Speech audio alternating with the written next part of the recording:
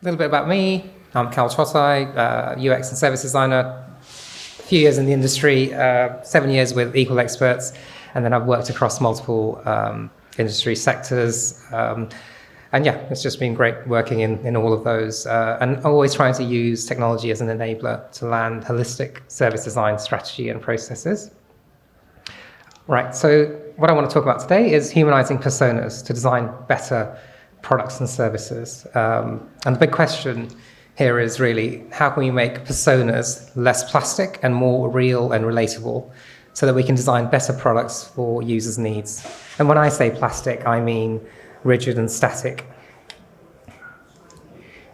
So what is a persona? A persona is a fictional archetype based on research to represent the types of users that interact with a brand, product, or service. And they help us understand users' needs, goals, and behaviors. So a little bit about the history of personas. In 1983, the very first persona, Kathy, was created by Alan Cooper to make software more user-friendly. Alan Cooper was a software developer that already understood the importance of making software for humans to use. He wrote a book called The Inmates Are Running the Asylum, which described how quite intelligent people were continually designing bad software products and why we needed technology to work the way an average person would expect. Sure enough, advertising has been around a long time. We all know about Mad Men and the era of advertising then. But these were marketing personas, and we're talking about user personas here. So fast forward 40 years, we've come a long way. Personas are used in most industries to ensure products and services meet the needs of our intended users, and particularly used by digital product teams. Right. Okay, so I have a problem with personas, or at least how they're used. Kendrick Lamar hit the nail on the head when he said they're not like us. And quite often, personas are often aspirational and created in haste based on gut rather than evidence, and hence often half-baked, fixed caricatures that don't represent us and our complex needs. These static representations can end up being used in businesses as they are, even though they become stale and then abstracted away from the real lives that we actually lead. So, are we looking for the ideal user for our product rather than the other way around? We should recognize if we're actually making that mistake, focusing only on what or who we want to market to rather than the user needs that our product will meet. And it does happen. Sometimes the motive is aspirational to represent the ideal user in the eyes of the business rather than how to design product better for that user that you are marketing to or targeting. So what's our goal when we create personas? What are we trying to do? It could be retention. We're trying to understand our existing users better so that we can improve our products and services for them. Or it could be that we are looking for new users and we're looking to identify who they are and who would benefit from our products and services. And of course, it could be a combination of both, in which case you would need personas to represent both areas. There's a great song lyric by Gil Scott-Heron, plastic people with plastic minds are on their way to plastic homes. It's a song called Lady Day and John Coltrane. You should hear it, it's really good. I really like it because it reminds me of how certain businesses often see their users. They want them to remain static with their needs and behaviors. In other words, the more plastic personas are and users are, the easier their job is to market to them. Unfortunately, we're all human, and our needs and behaviors are going to change and will depend on the circumstances we're in. As product teams, this should make our work more exciting and challenging, since we're trying to work with a level of flexibility in user needs, contexts, and relevant behaviors. So if we do the math, is it really that difficult to understand our users better? In essence, there's a really simple relationship at play. Humans have needs and wants, which create a demand. Businesses recognize an opportunity and create products and services to meet those needs. But there's often a mismatch between the supply and demand relationship. So it's really important to understand those human needs correctly in order to build the right features and benefits for the end users. So in product speak, we could say, if we can better understand our target users' needs, then we will design more tailored products, services, and experiences for them. And reading it like this, it seems like a no-brainer that user personas are a good idea and very important in the process of designing products and services. So should we be thinking about making our products more relevant for our users? Hence, should we be starting with the user and then thinking about how our product meets their needs? How real users, what real users want and how we can service those needs better for them. I want you to think about some products or services that you've bought in the past, big or small. I'm just going to do a quick audience survey. So please put your hand up if you've bought something where it's been marketed as being the best or rated highly by others. Great, so that's pretty much everyone. Okay, sorry, keep your hands up. And then if you bought something on impulse, maybe because it was on a limited time offer, keep your hands up. Great. And if you bought something where you have compared features and benefits to make sure you made the right choice, keep your hands up. And lastly, if you bought something where you just felt emotionally it was the right thing to get and the price or function was less important to you. Brilliant. So if I look around, there's a lot of hands still up. Okay, you can put them down now, thanks. And essentially, what you've done is proven that we're not going to be easy to put into tidy little boxes. So these are the buying modalities that I think were produced in 2005. And they talk about how we can be competitive or spontaneous or methodical or humanistic. But we're not that simple to pigeonhole. And essentially, how we respond to a product or service will depend on the circumstances we're in. So we could be any of these and all of these. So this goes to prove that we do need a deeper understanding of the users that we are marketing to.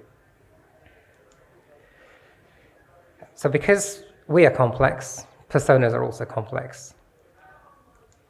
They're often represented as separate and distinct, but it's not an either-or scenario. We're all represented by more than one persona, depending on the context or mission that we have. And we are multidimensional representations of actual users. I'm sorry, personas are multidimensional representations of actual users. Great, okay, so I've got 3 principles here that will help us as a perfect recipe for creating a good persona. We want authenticity, empathy, and inclusivity. So no presentation is complete without a Venn diagram. By being authentic, empathetic, and inclusive, we stand a much better chance of representing our users in the best way possible. So let's look at these in turn and see what we can do. Right, so to be authentic, how do we do this? Well, we need to use data and analytics to identify the users that we want to observe more closely and speak with. If we really want to understand our users, then we need to talk to them as well. We need to validate the personas by conducting qualitative research, such as user interviews and moderated user research.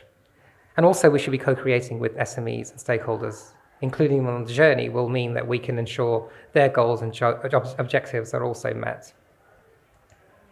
We also want to be empathetic.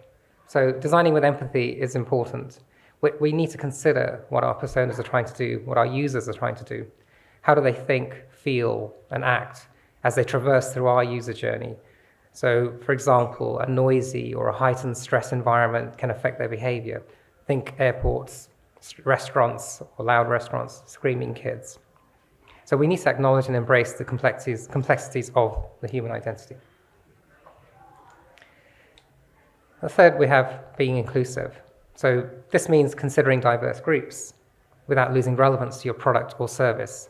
That's really key. Consider the role of the persona. Are they the end user?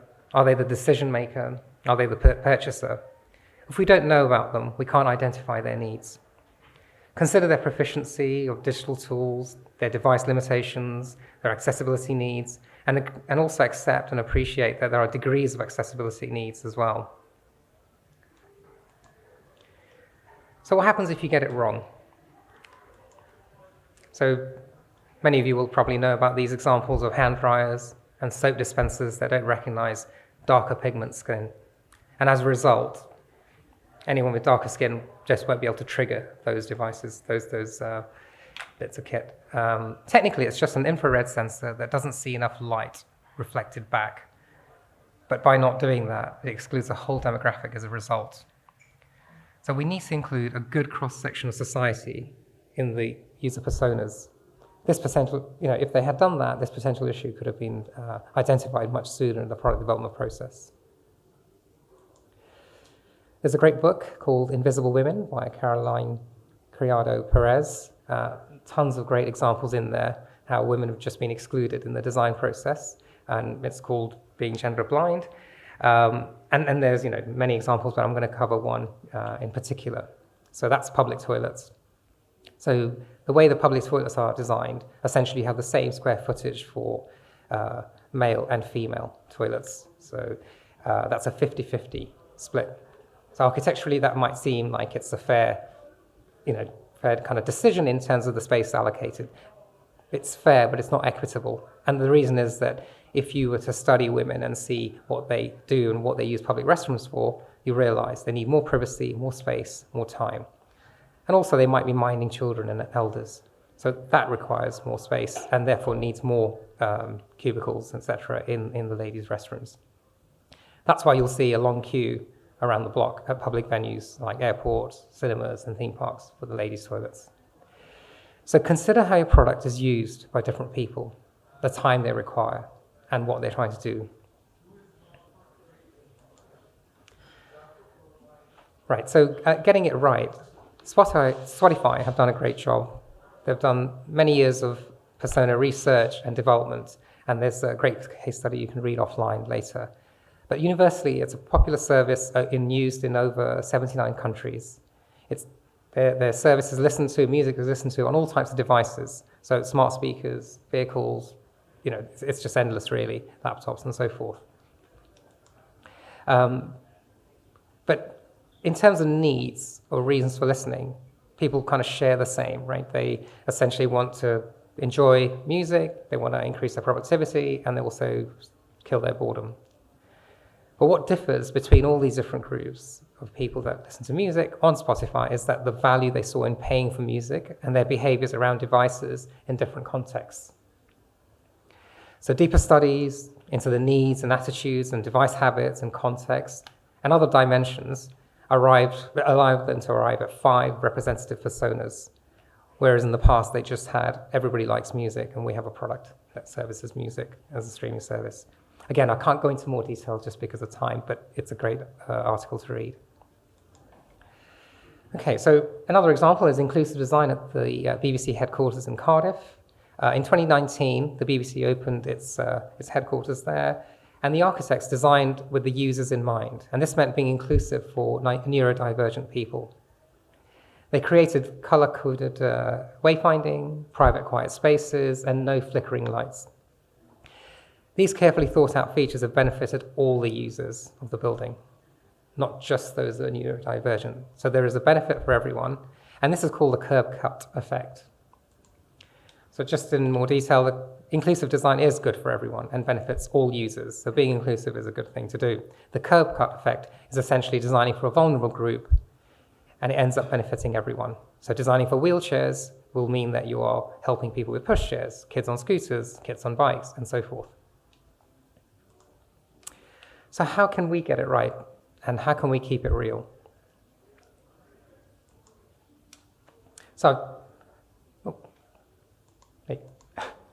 so I've done a little framework here of how the process could work. So first of all, you want to review your user data and analytics. So identify current users. So go to your analytics tools, see what we know about our users, and consider any of the data that the business holds in any format. Then you want to build high-level proto-personas based on segments. Remember that these are provisional and hence quick and dirty, and they're not a replacement for extensive research. And then you want to create segments in your analytics tools to ensure that you can track that user behavior. Cross-check if the personas are representative of the data. Are there any new trends in use and behavior that we've missed in those personas? Do we need to extend personas? Do we need to create new personas as well? And then you want to conduct research with the real users to validate those segments. So speaking with real users and capturing their insights, their anecdotes, to inform our personas is really important. And so empathy mapping is great for this. And then lastly, you want to develop deeper personas and map to the data analytics, and you want to validate this regularly. So you want to refine and evolve the personas to reflect our insights, sanity check them against our transactional data and analytics, and update our segments as needed, keeping in check regularly with the data. It's worth also creating a user group per persona for follow-up research and to reach out to them to better inform business, marketing, and product decisions. So you're going to wonder why that asterisk is there. It shouldn't have appeared earlier. The asterisk is there because you don't want to stop at proto-personas, which are provisional personas. Quite often people will get to creating something that's a template off the internet, and it'll be a basic persona that talks about the likes and dislikes, the pain points, and some loose demographics around that persona. Unfortunately, these are too generic, and they won't be as nuanced as your users are, because your product has specific features and benefits, and your users using those products have particular needs. So there's a little bit more information that we need here. So proto-personas do have a purpose, and they can help bring teams together around UCD processes, but they're not the be-all and end-all. And we can pass them through the user journey and record how that proto-persona would think, feel, and behave. But we need to then talk to real users. Sometimes we run ahead with proto-personas and never look back. But remember, it's not about creating a cute artifact, but rather pulling together all the relevant data around the people and the users that we have. Right. What's this one? Yeah, sorry. And so they're not obviously a replacement for extensive research, which is always important. Great, so context is key. Having a persona is not enough. We have to put them through their paces and the user journey to see how they would think, feel, and act based on their goal and the context they're in. We have to think about where they are, what they're up to, how much time they have available, what are they doing, how are they doing it, do they have any issues with low battery, are they working one-handed, are they in a noisy environment, and so forth. So context is really key. So we do want to build the persona right. We want to be led by the data and not aspiration. We want to be evidence-based and anchored to reality by talking to our users. And we want those personas to be relevant to the product and service. We also want to tell their story. By bringing the persona to life with a narrative, a name, a background around their challenges, aspirations, base them on the users that you've interviewed. This makes them more engaging, credible, and relatable. Personas need to resonate on a deeply human level so that they can be taken seriously. Sharing is caring. So make the detailed personas available for the rest of the business to use and reference, with product teams, marketing teams, branding, content, and so forth. Share them in engaging formats, including videos and narratives. Keep them real, with a link to the digital resource with more detail that's updated regularly. And keep them in plain sight, create posters, cardboard cutouts, and easy to access, more practical, tangible versions. And also include them in workshops to facilitate discussions. Invite your personas to the workshop you're having, and someone can represent that persona. Above all, have fun doing this. Thank you.